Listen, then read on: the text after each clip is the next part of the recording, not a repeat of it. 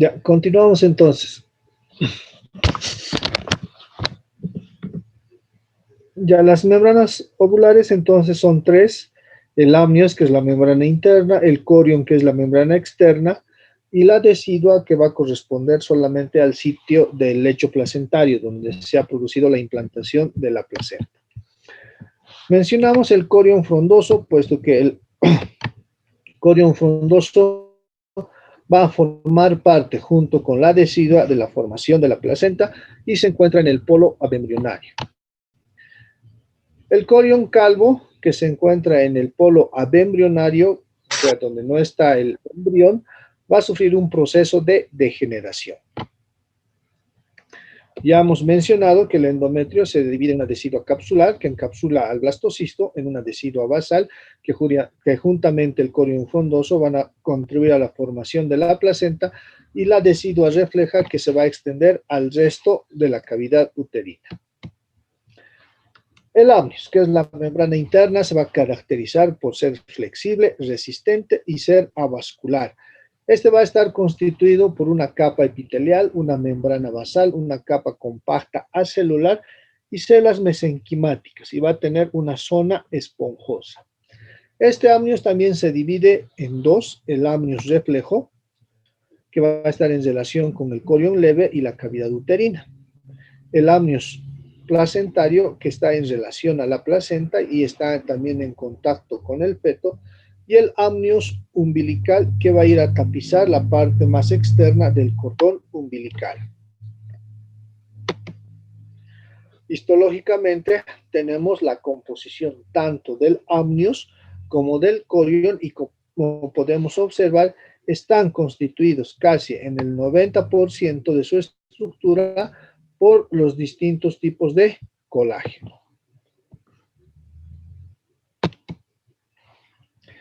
Vemos aquí entonces el amnios, que es la capa más interna.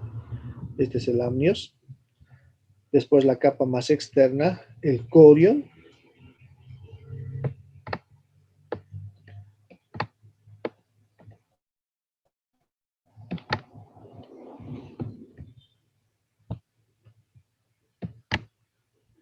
Entonces el amnios, el corion, y tenemos, ¿no?, aquí también la inserción placentaria. Habíamos mencionado que la decidua se va a dividir también en tres. Podemos aprovechar la imagen.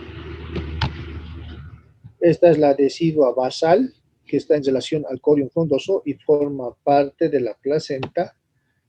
Vamos a tener la decidua capsular, que en las etapas del desarrollo va a englobar, va a encapsular al blastocisto, al embrión y al feto ulteriormente, y tenemos la decidua refleja, ¿no?, que va a ir al resto de la cavidad uterina.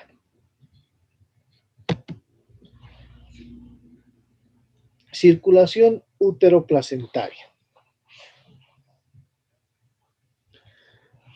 La circulación uteroplacentaria es de vital importancia, puesto que actúa como un medio para el transporte de nutrientes y oxígeno, así como también la eliminación de los productos de desecho para el embrión.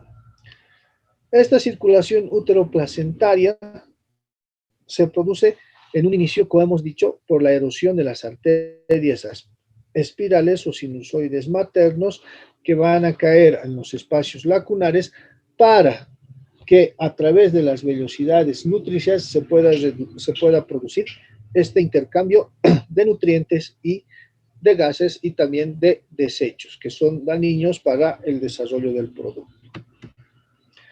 Existen dos tipos de circulación: una circulación fetal, caracterizada por sangre desoxigenada, que va del feto hacia el cordón umbilical a través de las arterias umbilicales, llega al espacio intervelloso para ser eliminados a través de la placenta y llegar hacia el torrente materno.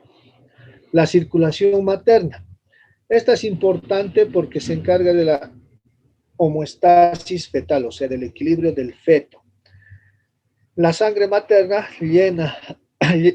va a llegar a la placa basal, al espacio intervelloso, a las velocidades coriales y a las venas uterinas. Cualquier alteración en la circulación materna, ya sea por una hemorragia o sea por alguna enfermedad como una hipertensión crónica o una anemia, va a disminuir el aporte de oxígeno hacia el feto, que es esencial para su desarrollo. Se puede prevenir y hacer el diagnóstico de cualquier alteración, sobre todo de las arterias uterinas, a través de la flujometría Doppler. ¿Cuáles son las presiones de oxígeno en los vasos sanguíneos maternos y umbilicales? Vemos que en la sangre de la arteria uterina, la presión parcial de oxígeno es del 100. Luego en la vena uterina del 45, la arteria umbilical de 35 y la arteria umbilical de 20. Como vemos, la sangre oxigenada que aporta la madre al feto es del 100%. Por eso, les repito, cualquier alteración, ya sea en la cantidad de sangre de la madre al feto, va a alterar el desarrollo del feto, como una hipertensión arterial o una hemorragia aguda. O la calidad de la sangre materna aportada hacia el lecho placentario, como una anemia, donde no existen los suficientes glóbulos rojos que puedan transportar oxígeno y garantizar el normal aporte de oxígeno hacia el feto. El Doppler obstétrico. Entonces, el Doppler obstétrico nos permite ver el índice de resistencia del paso del torrente sanguíneo de la arteria umbilical, la arteria uterina e incluso la arteria cerebral media del feto y poder ver así el normal desarrollo del feto, ¿no? Podemos ver en estos ejemplos los índices de resistencia altos de la arteria cerebral media. Y podemos ver una onda positiva con el Doppler que nos está ya advirtiendo que existe una alteración en cuanto al flujo sanguíneo que va a disminuir entre el aporte de oxígeno, ya sea en calidad o en cantidad.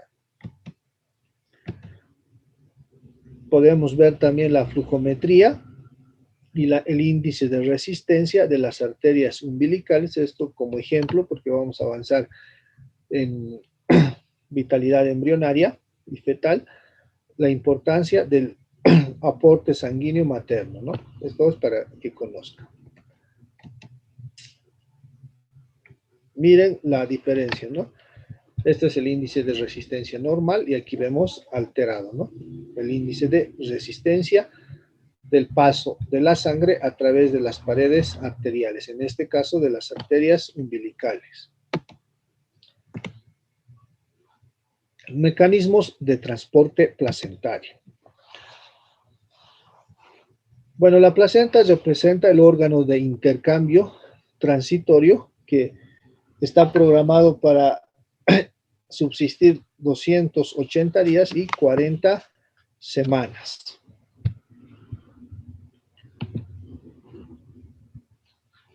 Se encarga de la alimentación, respiración y excreción del producto, ¿no? Entonces, el producto no respira, no realiza el metabolismo, el catabolismo. Esto es realizado por la placenta. Existen varios tipos de difusión o transporte de nutrientes, de oxígeno, de la madre hacia el feto y del feto hacia la madre. Uno de los mecanismos es la difusión pasiva, que se caracteriza porque no existe gasto de energía. Aquí se va a caracterizar la ley de Fick, donde los gases van a atravesar de manera libre de la madre hacia el feto y del feto hacia la madre. En este caso, de la madre va a pasar hacia la placenta el oxígeno y de la placenta a través del cordón umbilical va a llegar hacia el feto. El dióxido de carbono va a llegar del feto al cordón umbilical y del cordón umbilical hacia la placenta y de la placenta hacia el torrente materno. Algunas sustancias o minerales como el sodio y el potasio también van a atravesar por cambio de presión hidrostática, ¿no? Aumenta la presión hidrostática del lado materno y de esta forma, por arrastre de solvente, se permite el intercambio hacia el lecho placentario y de este al cordón umbilical para llegar hacia el feto. La difusión facilitada se caracteriza porque va a necesitar la presencia de proteínas transportadoras, al igual que el transporte activo, que necesita proteínas transmembranas. Estas dos necesitan gasto de energía. Van a necesitar de la bomba sodio-potasio ATPasa para permitir el intercambio. La endocitosis consiste en formar una vesícula en dirección de la barrera placentaria, capturar a la sustancia y de esta forma introducirla hacia el espacio intervelloso a través de las vellosidades de anclaje. La exocitosis consiste en formar una vesícula, igual va a atrapar la sustancia y la va a llevar hacia las velocidades de anclaje para continuar con su circulación hacia el cordón umbilical y al feto.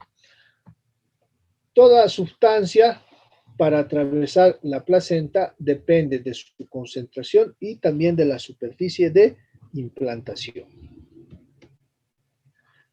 Ya, vamos a quedar ahí, ya chicos, y mañana continuamos. Hasta mañana. Hasta mañana. Hasta luego, doctor. Mañana, doctor.